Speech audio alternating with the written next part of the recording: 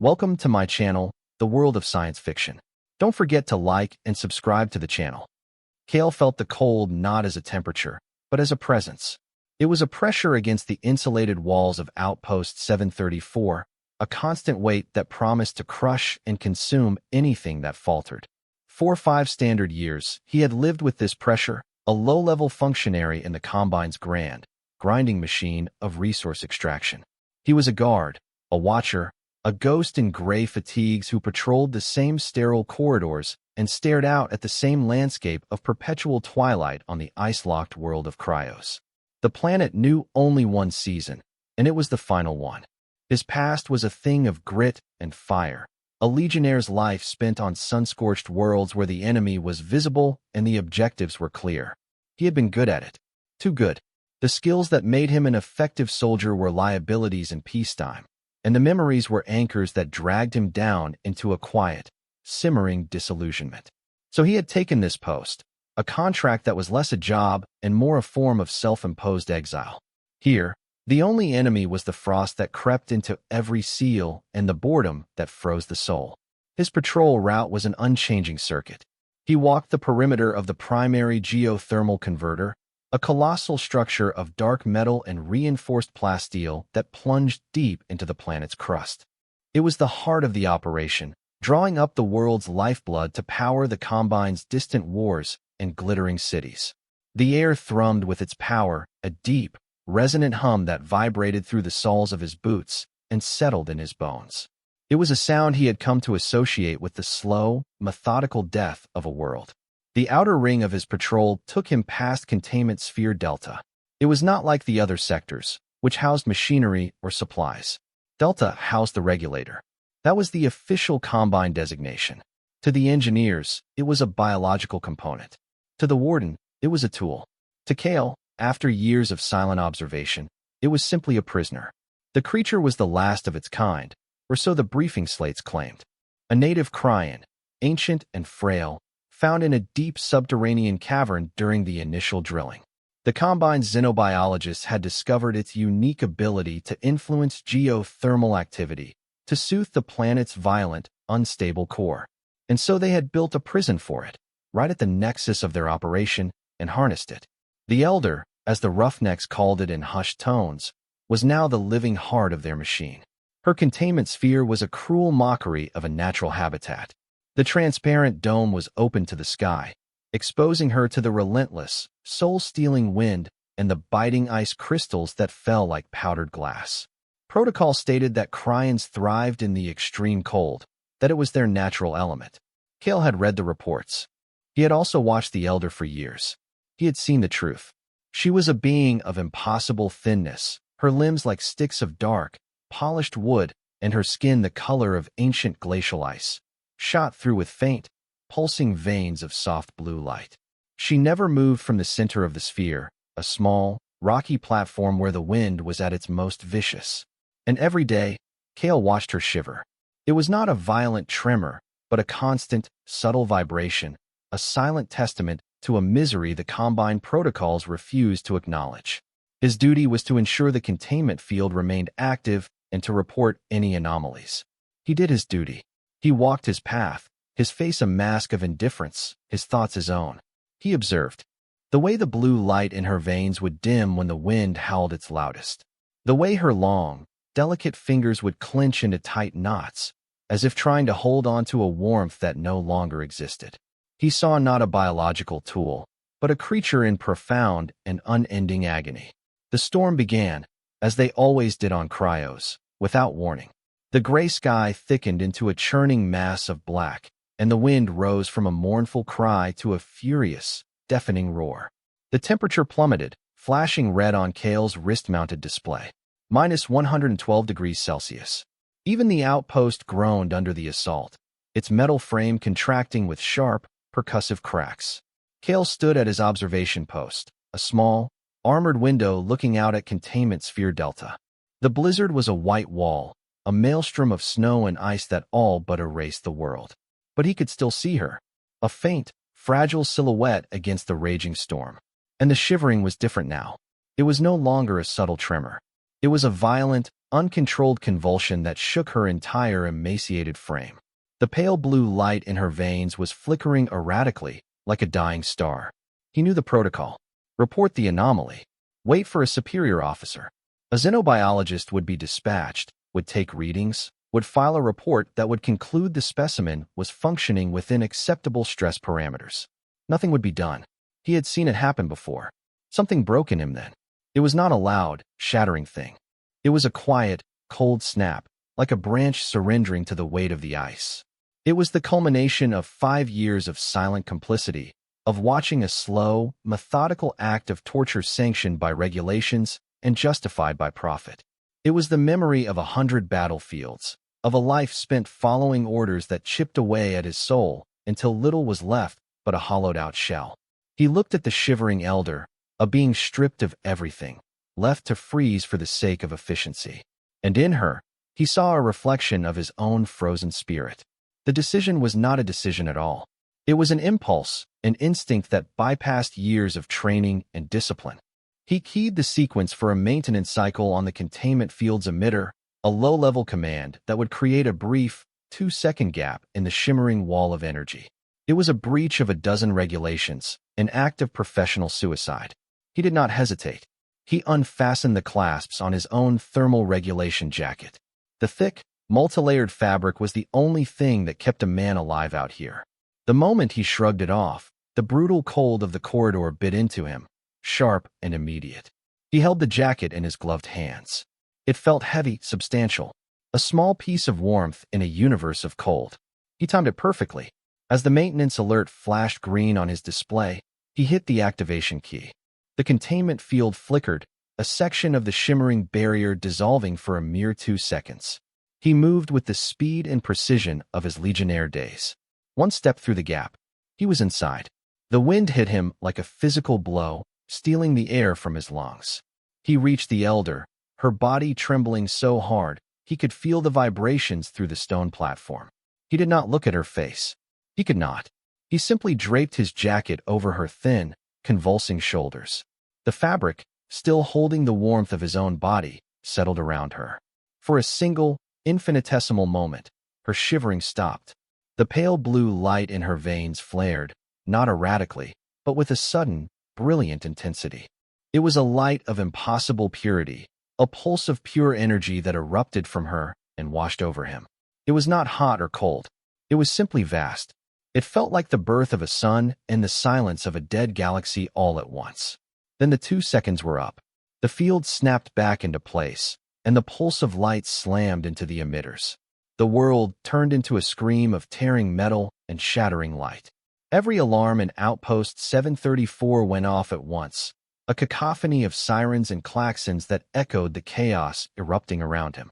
The lights in the corridor flickered and died, plunging him into the emergency red of backup power.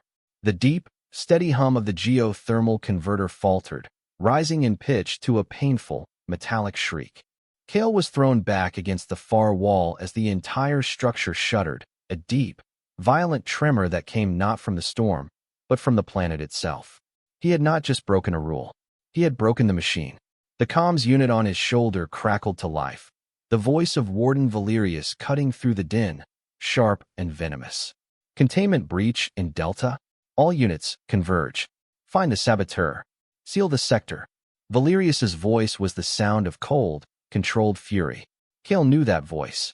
It was the sound of a man whose profit margins had just been threatened. He pushed himself to his feet, his body aching from the impact. Through the observation window, he could see the containment sphere flickering wildly. The Elder was still there, the dark gray of his jacket a stark contrast against her pale form. The brilliant blue light had subsided, but it had not vanished. It now pulsed in a slow, steady rhythm, like a waking heart. The shivering had stopped completely. Footsteps pounded down the corridor, heavy and rhythmic. A squad of outpost guards, led by Sub-Warden Jax. Jax was a man carved from ambition and cruelty, with a fanatic's devotion to combine protocol and a deep, personal resentment for Kale's quiet competence. Kale. Jax's voice was a triumphant snarl. I knew you were rotten. Traitor. His men raised their pulse rifles, the targeting lasers painting a dozen red dots on Kale's chest. There was no escape. The corridor was a dead end. He was trapped between Jax's squad and the failing containment sphere. He had acted on an impulse, a single moment of compassion, and it had brought the world down around him. He felt a strange sense of calm. He had made a choice, and this was the consequence. As Jax took a step forward, a low groan echoed from the outer wall of the outpost, a sound of stressed metal giving way. A hairline fracture appeared in the plasteel, spiderwebbing outwards with impossible speed. Then, with a deafening explosion, the entire section of the wall blew inward, showering the corridor in a storm of frozen debris and superheated shrapnel. Jax and his men were thrown back, disoriented and stunned. Kale shielded his face, his eyes fixed on the ragged hole torn in the side of the facility. The blizzard raged outside, a swirling vortex of white, and standing in the breach, silhouetted against the storm, were figures that did not belong. One was tall and slender, radiating an aura of cold, focused power. Her form was like the Elder's, but younger, stronger, her skin a deeper shade of glacial blue, etched with lines of brilliant, silver light. She was flanked by two others, larger and broader. They were warriors, their bodies seemingly sculpted from the living ice of the planet itself, their limbs ending in wickedly sharp, crystalline blades. They were Cryans. The briefing slates had been wrong. The Elder was not the last. The younger Cryan's eyes, luminous and white like the planet's twin moons, swept over the scene. They passed over Jax's stunned soldiers, dismissed them as irrelevant, and then settled on Kale. Her gaze was intense, ancient, and unervingly intelligent. Her eyes flicked down to the containment sphere, to the frail figure of the Elder wrapped in his jacket. A flicker of something unreadable passed across her face. She took a step into the corridor, her movements fluid and silent. Jax, recovering his senses, bellowed an order. Fire. Exterminate the hostiles. The Cryan leader raised a single, elegant hand. Before the guards could pull their triggers, the moisture in the air around them flash froze. Their rifles were encased in thick, milky ice, their trigger fingers frozen solid. They stared in shock, their weapons rendered useless in an instant. She walked past them, her attention solely on Kale. Her ice warriors moved to flank her, their presence a silent, deadly promise. She stopped a few feet from him. Her gaze was not hostile. It was searching, questioning. She looked from his face to her mother, then back again. Then she spoke, her voice not a sound that traveled through the air, but a thought that bloomed directly in his mind. It was cool and clear, like the chime of ice crystals. You gave her warmth. She looked at the jacket, a simple piece of manufactured cloth that had become something more. You shared your shield. The law of the deep ice is unbreakable. What is given must be returned. She took another step closer, and the thought that followed stunned him into absolute stillness. You are kin now. She gestured with her head toward the breach in the wall. Come. The world is breaking. We must go. It was not a request. It was a statement of fact. He was part of this now, bound to them by an act he still did not fully understand. Behind him, Jax was struggling to free his sidearm from its frozen holster, his face a mask of impotent rage. Kale looked at the Cryan, at the promise of a different path in her moon-white eyes. He looked back at the red emergency lights of the outpost, the symbol of his sterile, empty life. He made his second choice of the day. He nodded.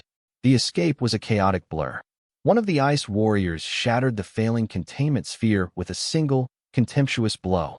The younger Cryan, Lyra, as he would come to know her name in his mind, gently lifted her mother into her arms. The Elder was weak, but her eyes were open, and the blue light within her was a steady, reassuring glow. They moved out into the raging heart of the blizzard. Kale, lacking his jacket, felt the cold instantly, a savage, biting force that threatened to freeze his lungs solid. One of the ice warriors seemed to notice, and a thin, shimmering aura of faintly warm air formed around him, a shield against the worst of the storm. They traveled on a sled of smooth, dark ice that Lyra seemed to conjure from the ground itself. It slid silently over the snow, propelled by some unseen force.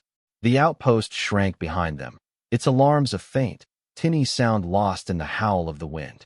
They were free, but they were not safe. A low, mechanical growl cut through the storm. A combine patrol skimmer, its searchlights cutting futile beams through the whiteout. It had found their trail. Kale's legionnaire instincts flared.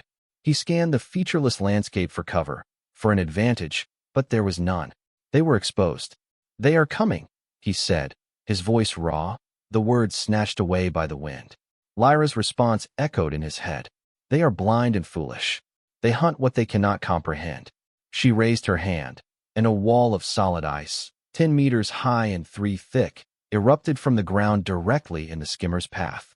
The vehicle, moving too fast to stop, slammed into it with a sickening crunch of metal. But the pilot, in his final moments, had fired. A volley of pulse rounds stitched across the ice, and one ricocheted, a bolt of superheated plasma that tumbled end over end directly toward the sled. Towards the Elder. There was no time to think. Kale reacted. He lunged across the sled, twisting his body to cover the Elder's frail form. He braced for the impact, a familiar, cold acceptance settling over him. The plasma bolt struck his shoulder, not a clean hit, but a glancing blow. The pain was searing, immediate. It burned through his fatigues, cauterizing flesh and sending a shockwave of agony through his entire body. But he had protected her. He lay there, gasping, the smell of his own cooked flesh filling his nostrils. He felt a delicate, cool touch on his face. He looked up into Lyra's luminous eyes. The anger he had seen there before was gone, replaced by something else. Respect. He had shielded her mother. He had proven his new title. He was kin. The bond between them, forged in a moment of inexplicable kindness, was now sealed in an act of shared sacrifice. The journey became a fever dream of white landscapes and searing pain. They traveled for what felt like days, the storm their only companion. Kale's shoulder throbbed with a life of its own, a burning coal lodged beneath his skin. Lyra's ice warriors navigated the treacherous glaciers and frozen plains with an unnerving certainty, as if the land itself spoke to them. They moved through canyons of blue ice that glittered like jewels and across vast, snow-swept fields where the wind had carved the drifts into shapes like sleeping giants. Kale drifted in and out of consciousness, his world reduced to the rhythmic glide of the sled and the cool, steady presence of Lyra beside him. When the pain became too great, she would place a hand on his forehead, and a wave of soothing cold would wash through him, dulling the fire in his shoulder. He learned to trust her touch, to rely on the silent communication that flowed between them.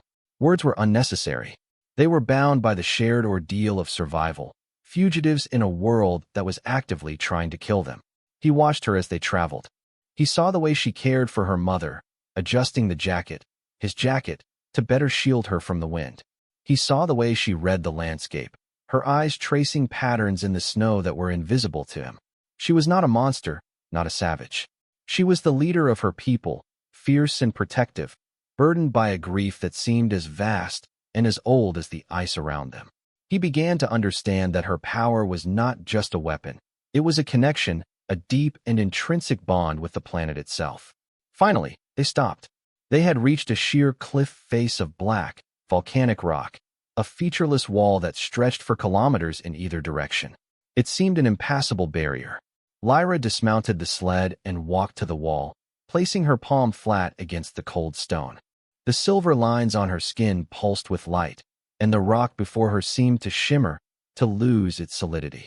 An opening appeared, a dark, circular tunnel leading deep into the rock. It was a hidden door, a secret known only to the Cryants. Inside, the air was different. The biting wind was gone, replaced by a still, quiet cold. The tunnel sloped gently downward, and soon, a faint blue-green light became visible ahead. The air grew warmer, not with the dry, artificial heat of the outpost, but with a damp, geothermal warmth that felt ancient and alive. They emerged into a cavern of breathtaking scale. It was a subterranean world, a vast grotto so large that clouds of condensing steam drifted near its ceiling, hundreds of meters above. The light came from glowing mosses and phosphorescent fungi that clung to the walls, and from the great, slow-moving rivers of magma that flowed in channels far below, visible through thick, transparent crystal floors. This was the sanctuary of the Cryants, the hidden heart of their world. Dozens of them emerged from smaller caves and crystal dwellings carved into the walls. They were a people of all ages, from small, childlike figures to ancient, wizened beings who moved with a slow, deliberate grace. They gathered around Lyra and her mother, their thoughts a chorus of concern and relief that washed through Kale's mind. They looked at him not with hostility, but with a deep, solemn curiosity. The human who was kin. They took him to a small, warm alcove where the air was thick with the smell of strange herbs. An old Cryan, a healer, tended to his wound. Her touch was gentle as she cleaned the burn and applied a poultice of glowing moss that immediately soothed the pain.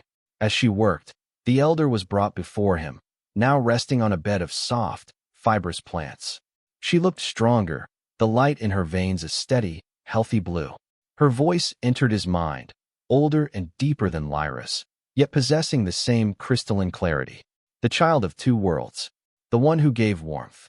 Lyra stood beside her mother, acting as a focus, a lens for the torrent of information that followed.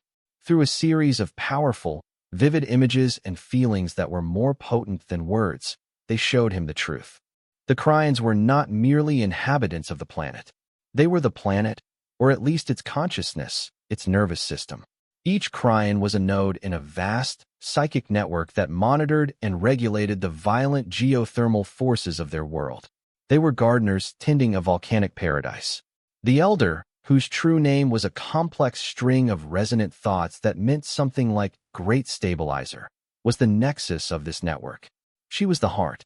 By imprisoning her, by severing her from her people and her purpose, the Combine had not just captured a creature. They had deafened the planet to its own cries. The earthquakes, the storms, the instability that the Combine sought to exploit, it was all the death throes of a world that had lost its mind. They showed him Warden Valerius, not as Kale knew him, but through the planet's own senses.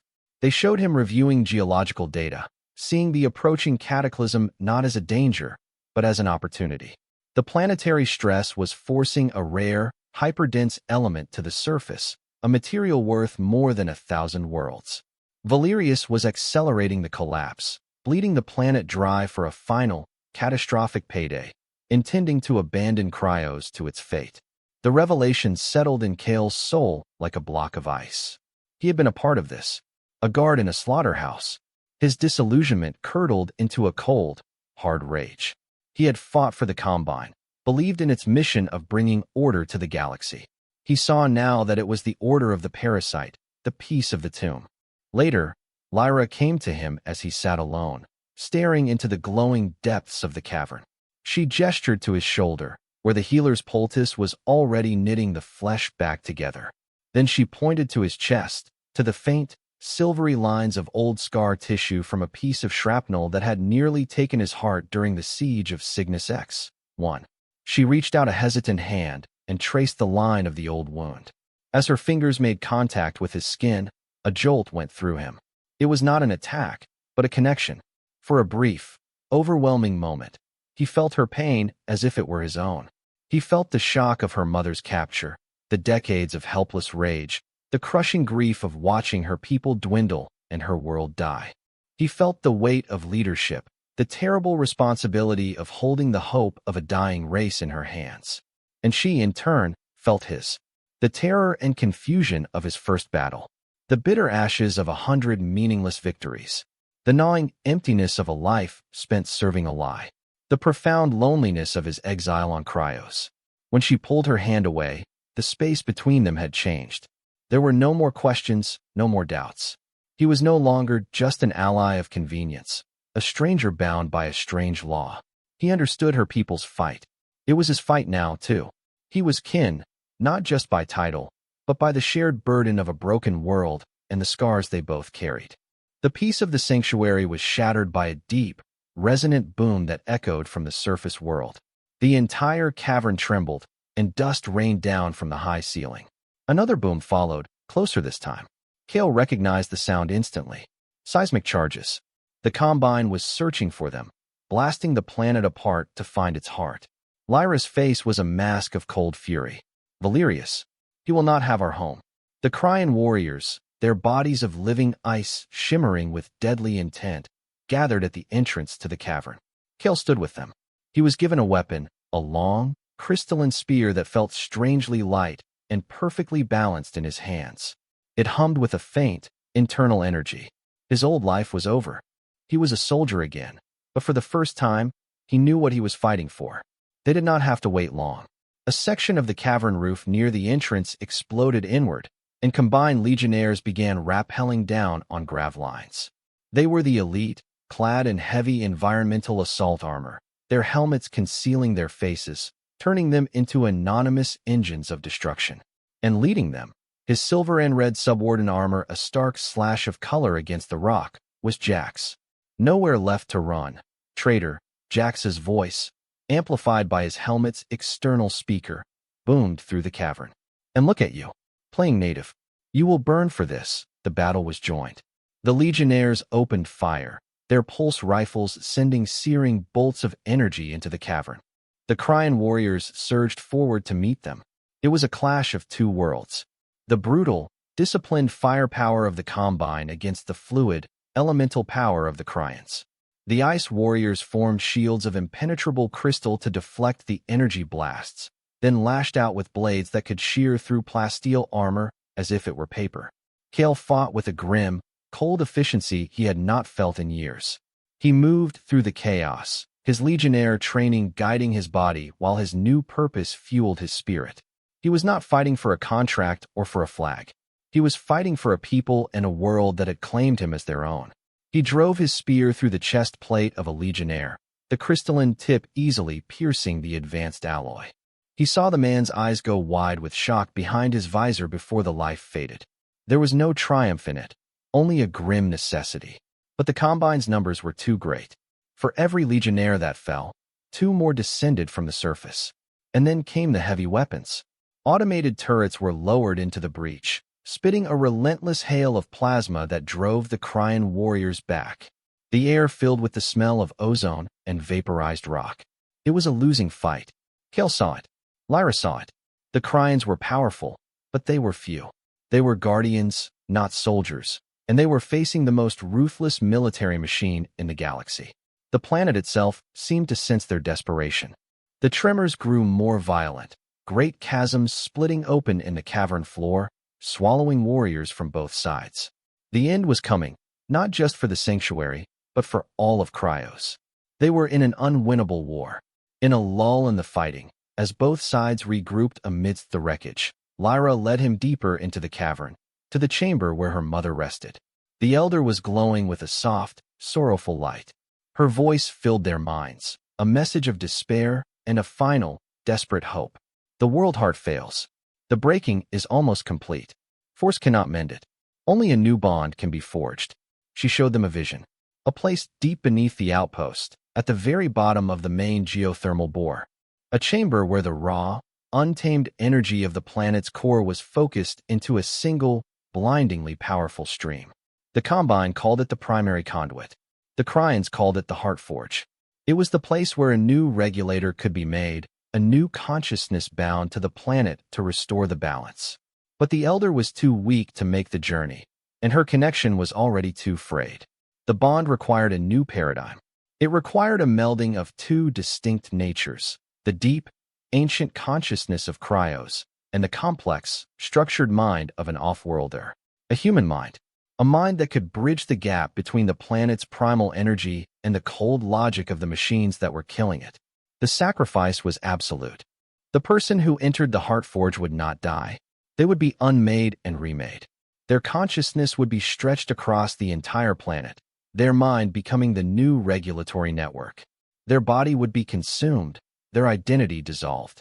They would become an eternal guardian, a silent prisoner in the heart of the world, feeling every tremor, every shift of the ice for the rest of time. And the choice, the vision made clear, had to be voluntary. A forced union would shatter the planet instantly. The impossible choice was presented, and in the silence of the cavern, surrounded by the sounds of a distant, dying battle, Kale knew the choice was his. He walked away from Lyra and the Elder, needing to be alone. He found a quiet ledge overlooking one of the subterranean magma rivers. The heat washed over him, a strange comfort in the overwhelming cold of his new reality. He was the only human they trusted, the one they called kin. He was the only candidate. He thought of his life, a series of numbered outposts, identical barracks, and nameless faces. A career spent enforcing the will of a vast, impersonal entity that saw entire worlds as entries on a balance sheet.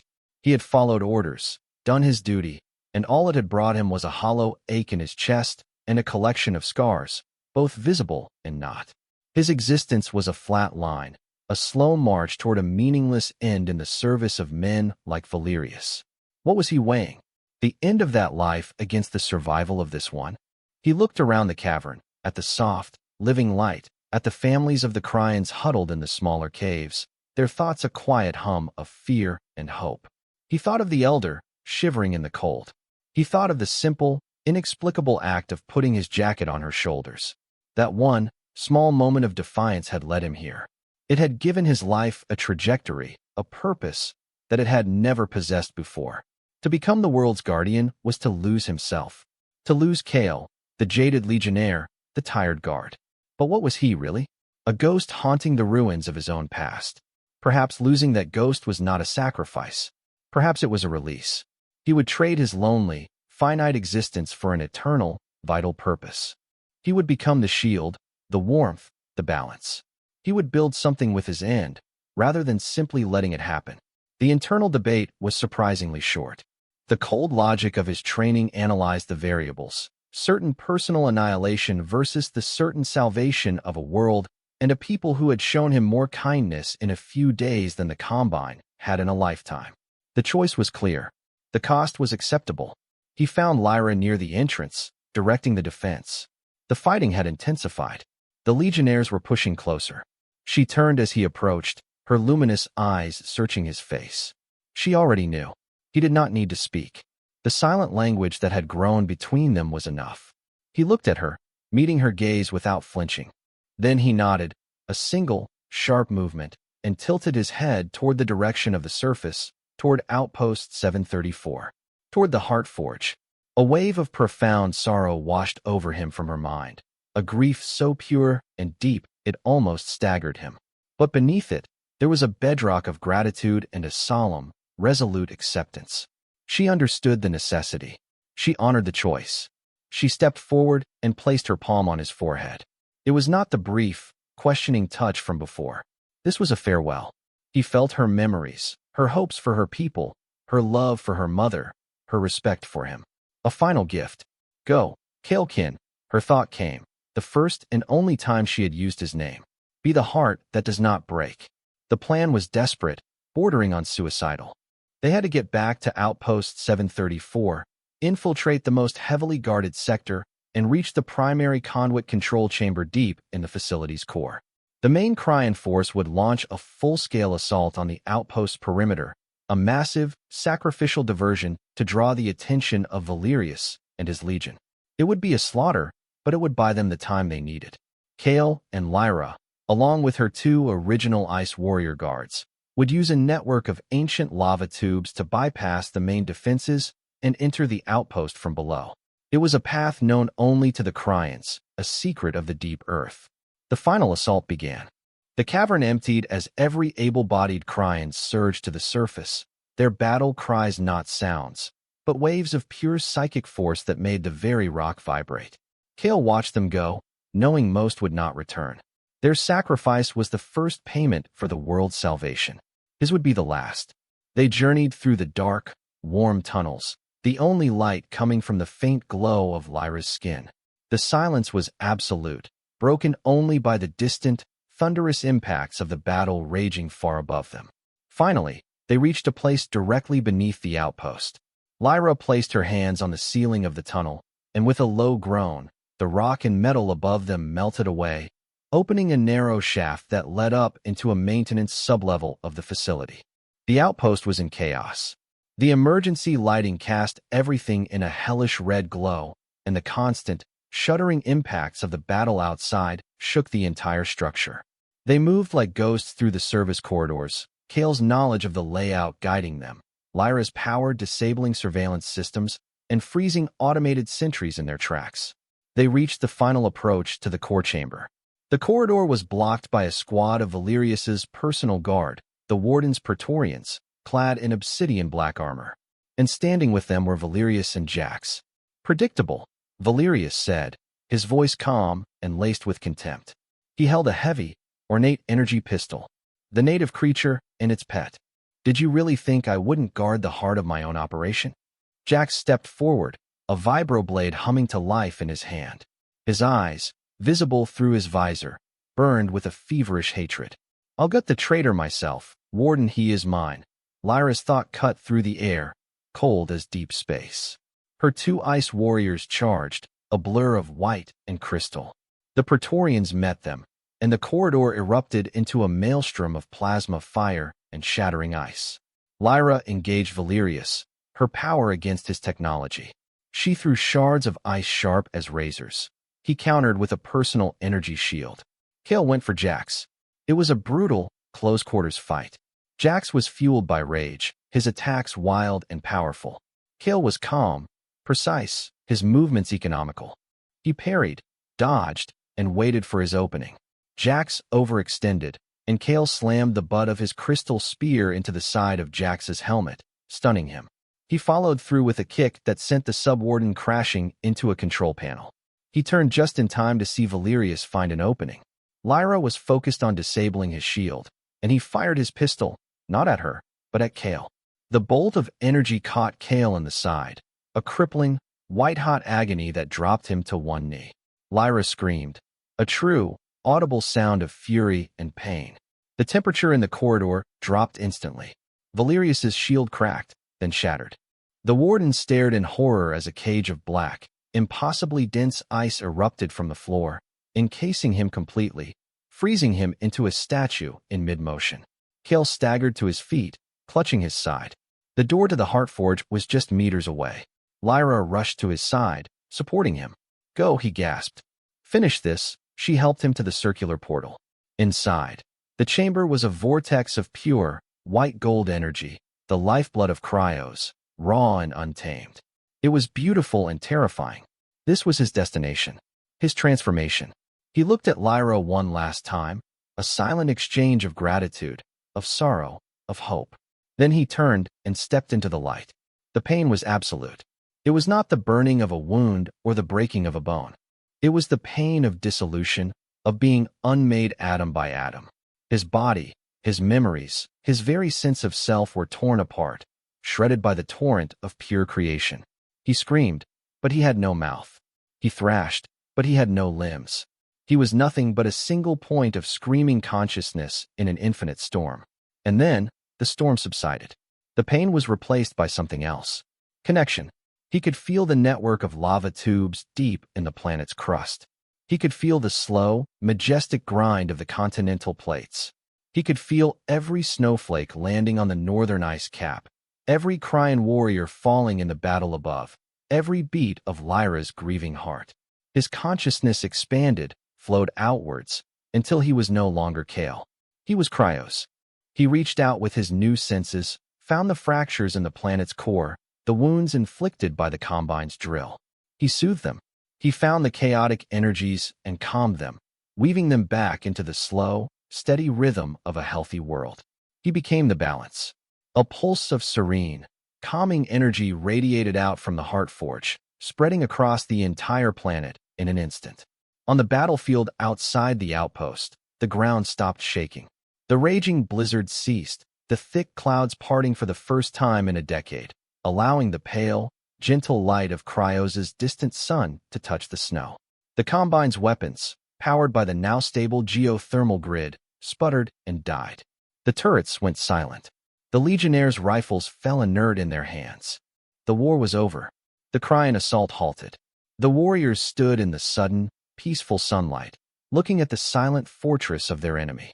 Inside the core chamber, Lyra watched as the blinding light of the Heartforge softened to a gentle, steady glow. Valerius remained a frozen statue of greed. Jax lay unconscious. It was all over, not with a roar of victory, but with a profound and sudden quiet. 10 years passed. Cryos was a world reborn.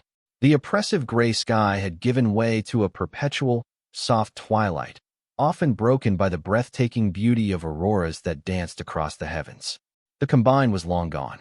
Their machinery, useless without the planet's cooperation, had been dismantled or consumed by the slow, patient ice.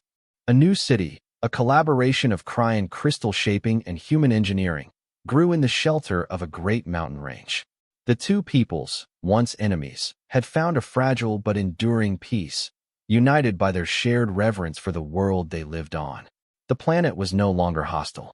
The geothermal energy flowed steadily, providing warmth and power, managed and distributed by the quiet, benevolent consciousness that resided at its core. The world was stable. It was at peace. Lyra, now the elder of her people, their great stabilizer, stood at the entrance to Outpost 734. The facility was no longer a place of industry and pain. It was a shrine. The core chamber, where the Heartforge resided, was its most sacred space. She walked the silent corridors, her bare feet making no sound on the cold metal floors. She entered the chamber. The light within was soft and warm, a constant, gentle pulse of gold. There was no statue or grand monument to the man who had saved them.